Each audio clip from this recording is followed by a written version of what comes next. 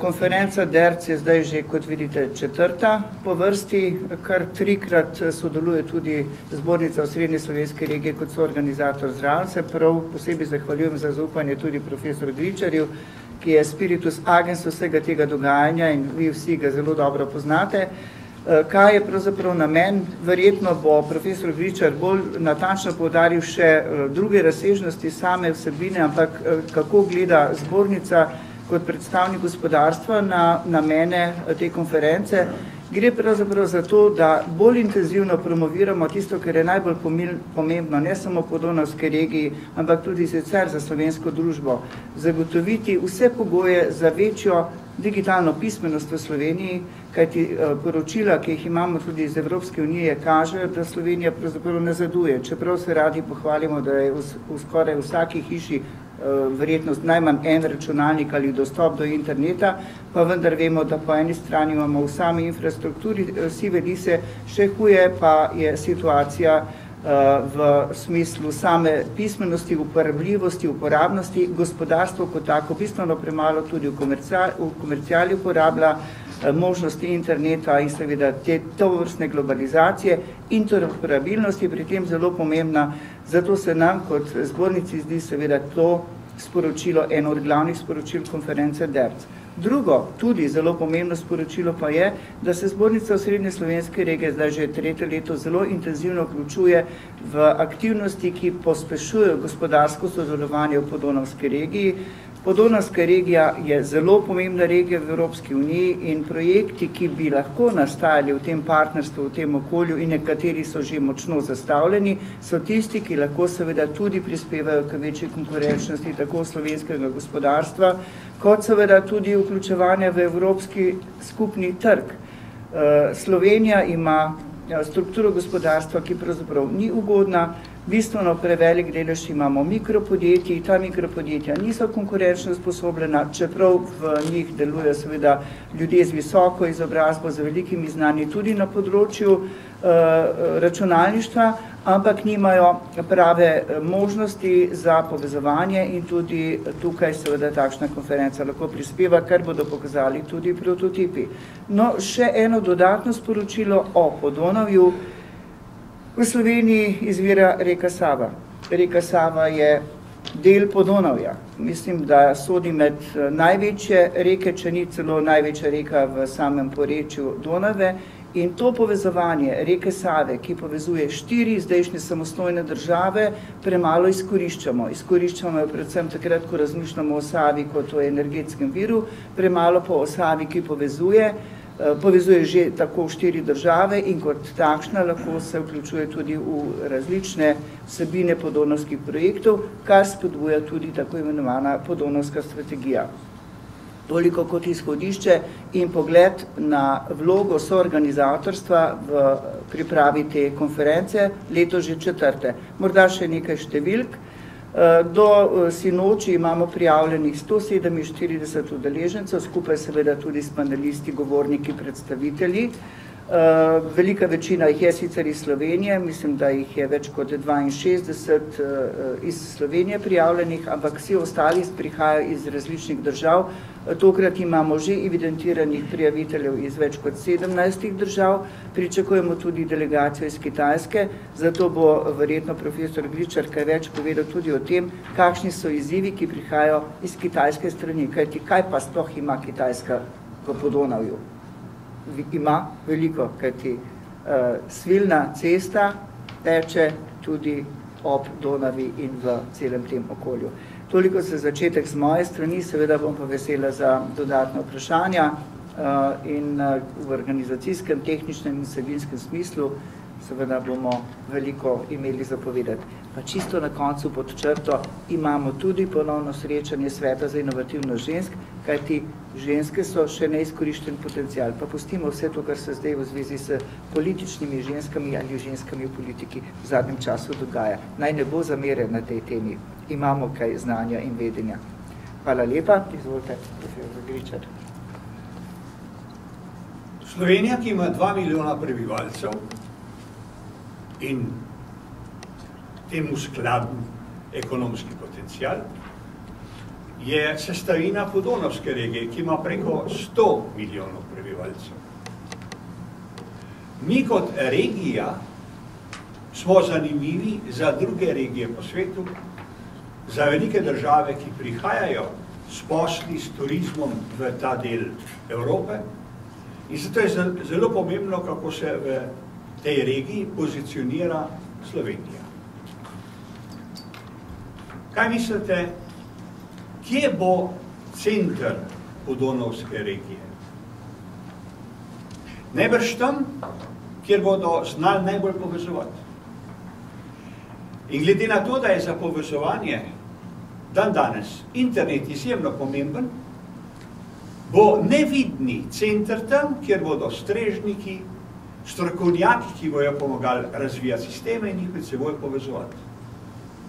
Zato je z tehnološkega vidika zelo pomembno, kako se Slovenija pri tem obrača, zlasti zato, ker ima veliko za pokazati, ampak za pokazati imajo tudi drugi in na vseh področjih se zavedajo pomena uporabe informacijske tehnologije in danes se zdaj že zelo glasno govori o digitalni ekonomiji kot usmeritvi za razvoj te regije.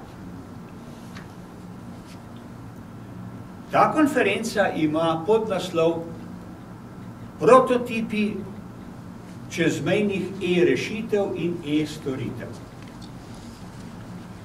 E-rešitev za primere, ko nekdo ima neko rešitev, aplikacijo in jo rabijo tudi drugi, pa jih je treba povezati.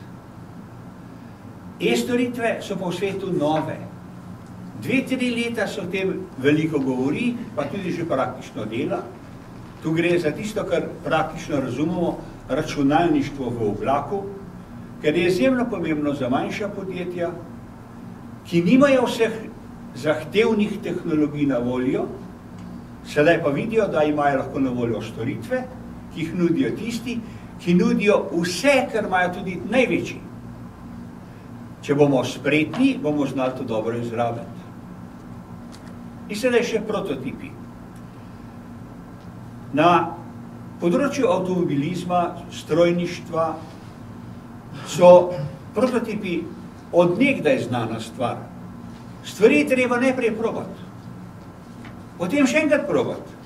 In ko vse probe kažejo, da je v redu, se pa reče, no to bi zdaj, pa mi zdaj v poizkusno proizvodno.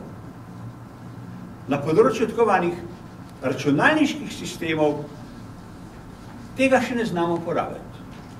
Ker na hitro naredimo nekaj, kar rečemo projekt, potem pa ugotavljamo, kako marsikaj manjka in zlasti, kako ni povezano. Zamisel te konference od ranega začetka je, da skupaj z uporabniki ponujamo in spodbujamo razvijanje poskusnih rešitev, prototipov. V gradivu, ki ste ga prejeli, imate opisane prototipe. Na eni strani je prikazana zamisel, zakaj gre, zakaj se ga lotevamo, zakaj ga rabimo, ker če ga ne rabimo, ne se matrati. Naveden je nosilec predloga, na katerega se da obrniti. Navedene so osebe, ki že sodelujejo z imenom in priimkom in nakazano je, katere organizacije se vabi zraven k sodelovanju čez mejo. Tu so prisotni predstavniki nekaterih predstaviteljev teh prototipov, če omenim samo tistega, ki prihaja strani občin, pa sta tu 2 župana, ki bosta o tem lahko več povedala in je zelo zanimivo in zdi se, da je to zelo novo. Nosilci predloga so župani, ki se zavedajo pomena informacijske tehnologije, njene moči, njenega dometa za tisto, kar rabijo sami v občini, organizacije v občini, kar rabimo v Sloveniji, kar rabimo v regiji, kar rabimo mi vsi skupaj. Hvala lepa. Veliko čast nam je, da lahko tudi mi v podjetju SAP sodelujemo sedaj že 4. leto v medobčinski pobudi in že na samem začetku smo prepoznali velike prednosti, ki jih to vrstno povezovanje ponuja podjetju SAP, ki je mednarodno podjetje, vodilno podjetje v informacijski tehnologiji. Glede na to, da se je dejansko področje informacijskih tehnologij preselilo, kot rečeno že prej, v oblak, dejansko spoznavamo, da je prav računalništvo v oblaku eden ključnih dejavnikov, ki omogočajo lažje povezovanje med regijami. In tako smo prav s ciljem pokazati, kako v praksi in s prototipi lahko to naredimo, oblikovali panel, ki bo v torek 23.9. ob 9. uri govoril prav na temo računalništva v oblaku in o povezovanju med regijami. Med panelisti je 6 priznanih strokovnjakov iz različnih podjetij, ki bodo izpostavili moč računalništva v oblaku v praksi, to se pravi v vladnih okoljih, to se pravi v državni upravi, potem kako mesta lahko na ta način se povezujejo, izboljšujejo svoje prometne zagate in kako lahko z močjo najnovejše tehnologije, to je pa procesiranje v pomnilniku, lahko dosežemo izredne hitre odzivne čase in povečamo storilnost in povečamo hitrost pretoka blaga in storitev. Tako, če nakratko predstavim, se nam bodo pridružili gospa Ulrike Kleifeld, ki je nosilka, direktorica odgovorna za infrastrukturo držav v SAP AG. Gospod Mihael Nagel bo spregovoril o prototipu, ki je povezan z zagotavljanjem kibernetske varnosti, torej tudi na tem področju se nam zdi zelo pomembno imeti ustrezne kompetence. Potem bomo o računalništvu, to se pravi o procesiranju podatkov v memoriji, govorili z gospodom Pascalom Decvartom, ki nam bo predstavil svoje sodelovanje z podjetjem Google. Berend Kutz nam bo predstavil optimizacijo poslovnih poti in prototip kitajske uporabe storitev v oblaku na primeru mest. Gospod Marko Čenčič bo iz IBM-a govoril o pametnih mestih in gospod Branko Lukežič se bo dotaknil teme računalništva v oblaku v povezavi z starostniki in ljudmi s posebnimi potrebami. Hvala lepa. Hvala lepa. Sicer panel je rektorski, torej ne moj, ampak posredujem pozdrave rektora Univerze Maribor, profesora dr. Danijela Rebolja, ki je kovodja skupaj z rektorom Univerze v Trsti, profesorom Fermeglijo, tega panela. V vseh dejavnostih univerze se pojavljajo informacijske tehnologije, tako v upravi, kakor v izobraževanju in znanosti. Tako se rektorji seveda na tem panelu želijo pogovarjati o e-sodelovanju v regiji, kajti inštitucije, ki se bodo udeležile, torej 4 severno-italijanske in vse 4 slovenske univerze, so se v preteklih letih dokaj opremile z različnimi orodji za e-poslovanje oziroma e-izobraževanje in informacijsko podporo pri znanstveno-raziskovalnem delu, kajti informacijska tehnologija je ena od tako imenovanih key enabling technologies, v katere veliko vlagajo, vendar v preteklosti nismo veliko razvijali sodelovanje med univerzami. In zahteve novih programov Evropske unije predvsem so, da se univerze povezujejo, da bi svoje razvojne potenciale združile. Kako in na nek način, ki bo v večstransko korist, se pravi, posebej v znanosti so nam znani problemi deljenja znanja in zaščite intelektualne lastnine in tudi druge dileme, ki se pojavljajo z načinom posredovanja znanja, so seveda še vedno odprta vprašanja. Konferenca že zdaj ima prve zametke za naprej, kajti tudi na Podonavski rektorski konferenci bo tema e-sodelovanja ena od glavnih tem. Tako bomo na tem panelu iz vidika strateškega razvoja univerze pogledali, kaj je tega, kaj nam je skupnega, kaj so naši skupni interesi, da bomo lahko kot javne univerze izpolnili naše poslanstvo v tem pogledu. Informacijska tehnologija ni samo poenostavitev in pocenitev procesov, ampak tudi v celoti nov način omogočanja prenosa znanja v smislu odprtega dostopa do znanja. Hvala lepa. Panel zbornice je seveda logična posledica tega, da sodelujemo zraven. Naša želja je, da odgovorimo na vprašanje, kaj je vloga zbornic v okviru tega sodelovanja v Podonavju. Seveda pričakujemo nekaj zanimivih sogovornikov, tudi iz italijanske strani, spet pravimo, neposredno Italija sama nima povezave s Podonavjem, si pa zelo želi preko partnerskih projektov sodelovati v skupnih aktivnostih, tako da imamo kar 2 sogovornika, ki prihajata iz italijanske strani. Pričakujemo tudi sogovornike iz Hrvaške in ker so tudi na drugih panelih sodelavci oziroma predstavniki, denimo iz Avstrije in iz Madžarske, bo panel v tem smislu tudi zanimiv. Kar bo morda čisto praktično, bo z avstrijske strani predstavljena aktivnost na področju e-invoicinga in kakšna je vloga zbornice pri e-invoicingu, kar bo predstavil gospod Krachenberg, ki je bil dolga leta zelo aktiven sodelavec avstrijske gospodarske zbornice, zdaj, kot temu rečemo, je freelancer. No, te izkušnje bomo seveda tudi predstavili na našem panelu. Toliko kot uvod. Hvala lepa. Kot zunanje ministrstvo bomo v našem panelu poskušali odpreti podonavsko regijo še v Azijo, v centralno Azijo po svileni poti in tudi proti severu po Jantarjevi poti.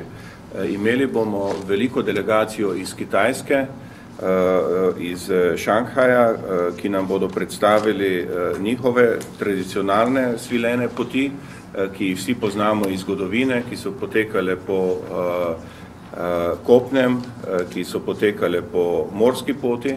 Kitajska odpira te poti ponovno in jih imenuje kot nova svilena pot pomorska, nova svilena pot kopna, razvija hitre železnice iz središča z Ljubljano povratenega Chengduja, bližnjega Chongqinga in Nanjinga, iz teh osrednjih velikih metropol vlaki potujejo zdaj 17 dni v nemška pristanišča.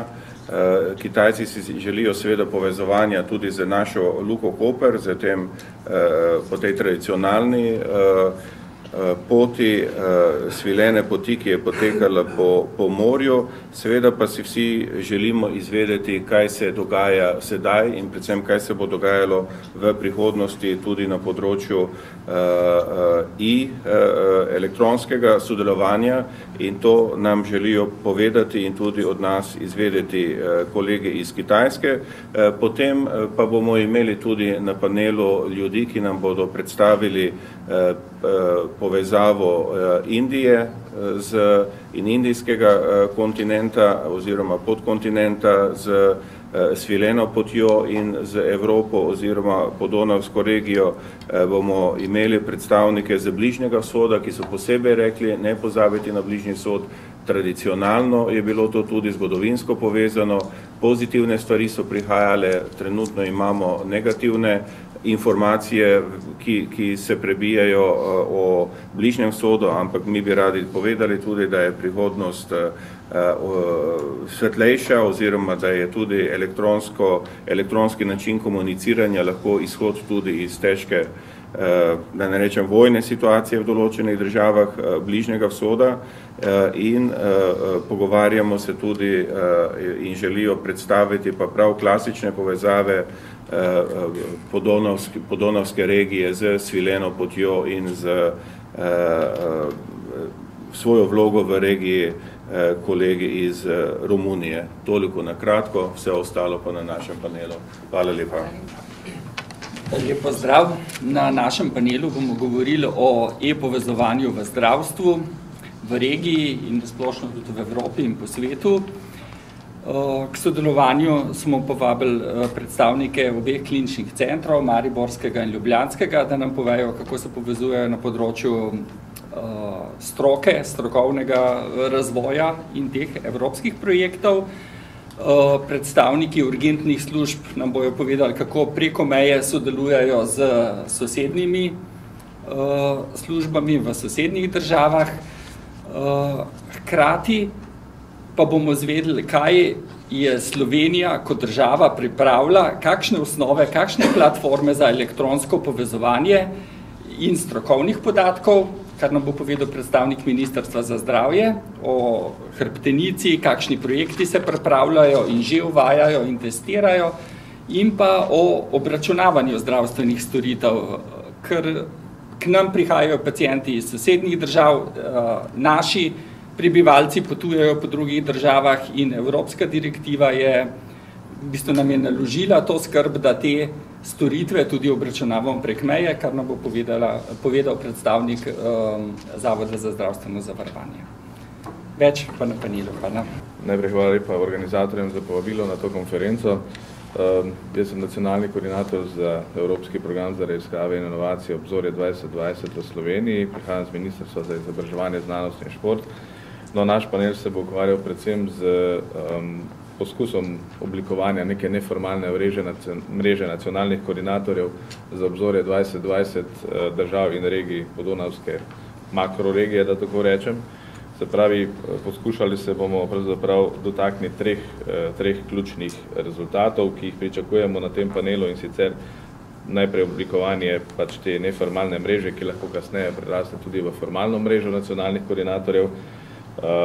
Potem drugo vprašanje, kako pravzaprav vključiti to novo neformalno mrežo kot neko mrežo vplivnosti v že obstoječe strukture, tako podonavske regije, kot tudi Evropskega programa Obzorje 2020, ter seveda tudi kako okrepiti pravzaprav sodelovanje teh nacionalnih kontaktnih točk za posamezna področja, ki jih je okoli 20, znotraj Obzorja 2020 na področju podonavske makroregije. Za tiste, ki morda ne veste, Obzorje 2020 je največji javni program financiranja raziskav in inovacij na svetu in obsega približno 80 milijard evrov v obdobju 2014-2020. Pričakujemo udeležence iz Srednje Evrope, se pravi, makroregija po našem nekako oblikuje 3 manjše regije, sicer Srednja Evropa, Zahodni Balkan in pa Vzhodna Evropa, tako da nekako sedaj prihajajo prijave iz vseh 3 delov podonavske regije, tako da smo prepričani, da bomo na nek način ponudili neko socialno inovacijo oziroma inovacijo na področju znanstveno-raziskovalne politike v tej makroregiji in oblikovali neko neformalno mrežo, ki bo vplivala pač na izboljšanje rezultatov raziskovalcev, inovatorjev v podonavski regiji v okviru Obzorja 2020. Hvala. Lep pozdrav. Občine smo vsega začetka že prisotne na podonavskem sodelovanju. Predvsem moram se zahvaliti v tej priliki še enkrat dr. Gričarju, ki je bil tisti, ki je pravzaprav dal pobudo, ki smo jo pa nekateri župani z veseljem seveda sprejeli, tako da pripravljamo panel oziroma prototip elektronskega poslovanja mladih podjetnikov, in sicer v okviru najprej 3 držav, 3 občin iz Slovenije, to je Ribnica, Idrija in Škofja Loka, in 2 občin iz sosednjih držav oziroma drugih podonavskih držav, Bad Gecisa iz Bavarske in pa Monoštra iz Madžarske. Moram povedati, da Škofja Loka je zelo vpeta v mednarodno delovanje. Imamo 40 pobratenih oziroma mest, s katerimi sodelujemo, tako da želimo to sodelovanje razširiti iz tega prototipa seveda na vsa mesta, s katerimi smo v povezavah. Zakaj so ravno te 3 občine sodelujejo v tem panelu oziroma v teh podonavskih elektronskih pobudah? Menim, da smo župani videli, da je to en dober izziv, dobra perspektiva in ni naključje verjetno, da so ravno te 3 občine skupaj, ker so tudi sicer se zelo trudimo za mednarodno sodelovanje in pa za pridobivanje novih povezav, iz katerih si lahko tudi obetamo določeno nepovratna sredstva. Povem naj še, da to elektronsko sodelovanje mladih podjetnikov bo nadgrajeno z seniorji, to se pravi zraven imamo še medgeneracijsko sodelovanje, tako da izkušeni mlajši upokojenci bodo pri tem aktivno sodelovali, več ali manj odvisno od tega, koliko bodo mladi podjetniki to želeli. Ni naključje ali pa je naključje, da ravno danes večer ob 7. uri odpiramo sodelovalni oziroma coworking center v Škofji Loki, to je prvi tak center na Gorenjskem in to naj bi bila tudi ena osnova, iz katere bomo neposredno lahko iz prototipa prišli v projekt. Dodatno pa še to, da imamo v tem projektu vsaj strani Škofje Loke že tudi neposredni izziv, to se pravi neposredni cilj, to pa je propagiranje škofjeloškega pasiona leta 2015, ki se začne 21. marca naslednje leto.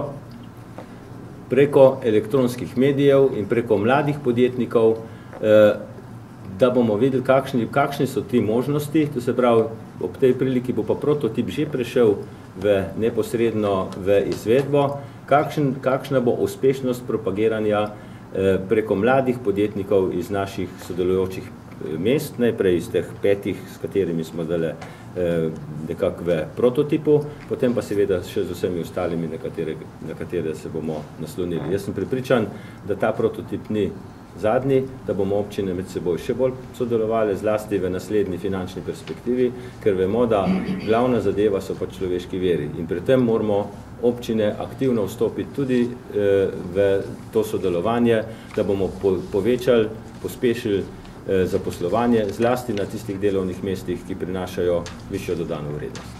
Hvala. Lep pozdrav vsem. Eden od panelov na konferenci, ki jo danes predstavljamo, bo posvečen e-opening up education na področju healthy workplaces. Svet, tako kot vsi vemo, doživlja dramatične spremembe. Področje izobraževanja je eno od tistih, kjer se najhitreje uvaja tako imenovano množično odprto online izobraževanje. Slovenija ima 2 unikuma, pred enim letom približno se je začelo preko 40 projektov, ki jih financira Zavod za zdravstveno zavarovanje Slovenije, ki se ukvarjajo s promocijo zdravja in varnosti na delovnih mestih. Drugi unikum pa je ta, da je en od projektov projekt Zrno zdravja, ki pa vse dobre rezultate, celo vrsto vrhunskih predavanj, dogodkov in podobno agregira v video obliki na neke vrste nacionalnem hubu in do teh informacij imajo praktično vsi Slovenci dostop. No, tisto, kar smo želeli v tem panelu, katerega bosta vodila 2 kočera, eden od njih tudi direktor Zdravstvene zavarovalnice Slovenije, gospod Samo Fakin, drugi bo pa dr. Matevž Pustišek z Elektrofakultete v Ljubljani. Na tem panelu želimo torej oslikati celotno zgodbo z različnih smeri, z različnih pogledov.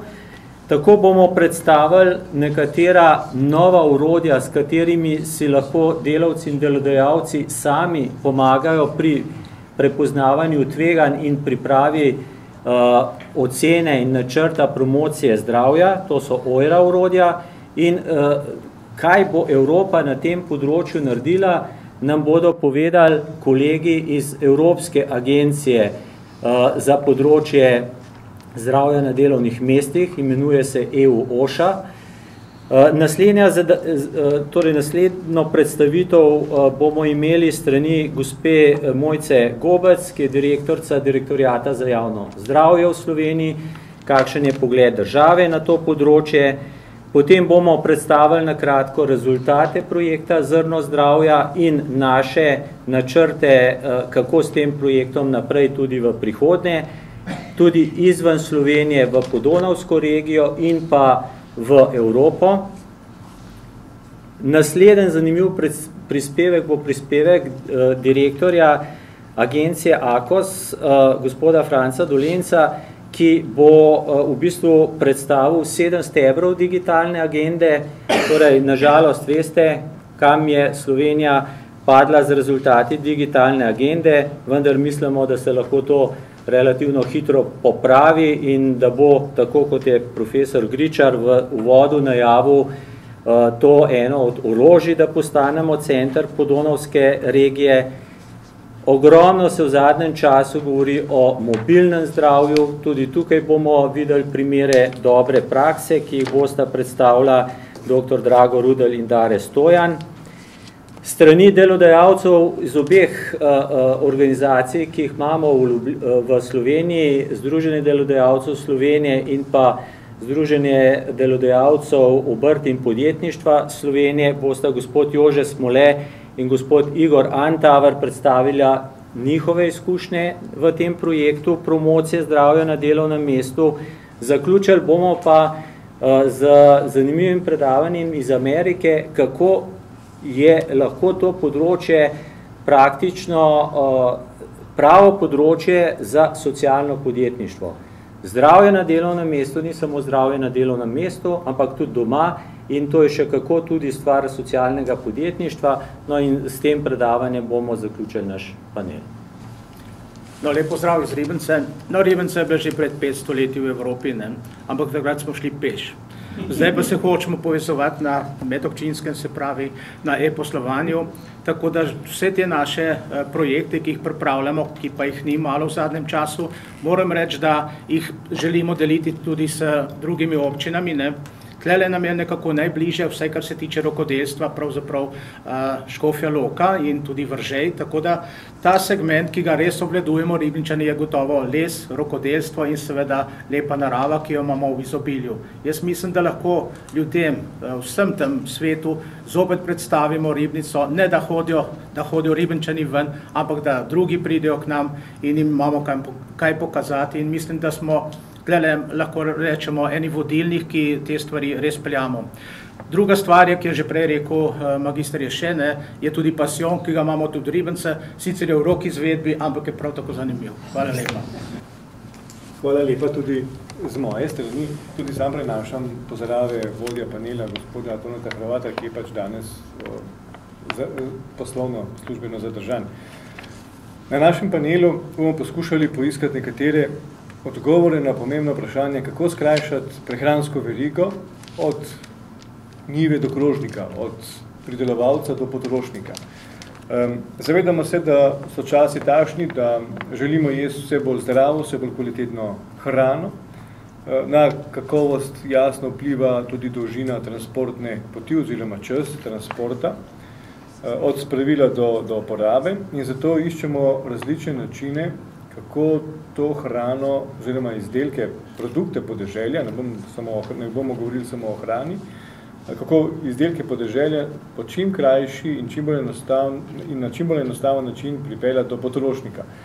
Z nami bodo na tem panelu različni sogovorniki, tako iz sosednjih Hrvaške, Italije in pa seveda predvsem iz slovenskih različnih inštitucij, kjer bomo poskušali tako iz informacijskega zornega kota, kot tudi logističnega zornega kota poiskati optimalne rešitve za hiter prenos, za zagotavljanje kvalitete produktov podeželja do končnega potrošnika.